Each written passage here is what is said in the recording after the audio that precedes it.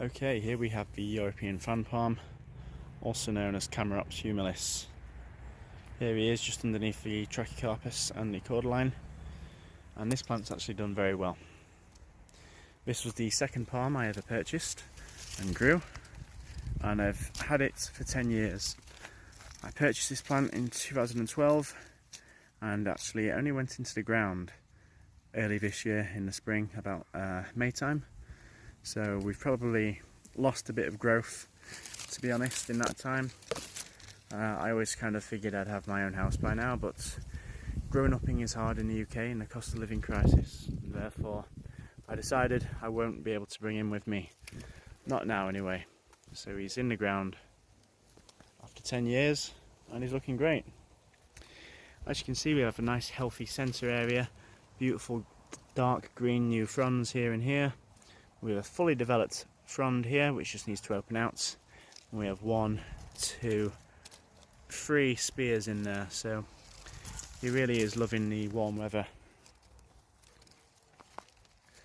If we take a look at that trunk, bearing in mind this plant was probably about the size of this pup here when I first purchased him. I've got a sedum, a sempervivum right there. But yeah, if you look at this little trunk here, he was probably about that size when I first purchased him 10 years ago. So to gain a nice 3/4 of a foot tall trunk, which is thick enough that I can't even get my hand around it, that's pretty well for quite a slow growing bushy palm, which doesn't turn into a palm tree, more like a palm bush. So we've got all these pups or suckers coming through, which will aid in that bush-like growth. And he's got a really nice form. So clearly the European fan palm is growing beneath the Trachycarpus fortunae to the right and the cordyline indivisia to the left. That's okay, as they get bigger and their leaves come off, that'll allow more sun in there for this guy. He's coped very well with the partial shade conditions so far, and he's only going to get better as more leaves come off the big boys so that he gets more sun. Just another view here of the beautiful healthy centre area, doing very nicely, and just a rear view of the trunk.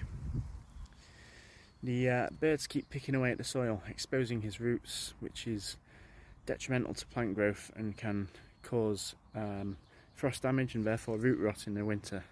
So I've put this labyrinth of sticks around him. I know it doesn't look pretty, however needs must. Blackbirds are an absolute pain and they just relentlessly go in for him just around the base of this palm. It's so strange.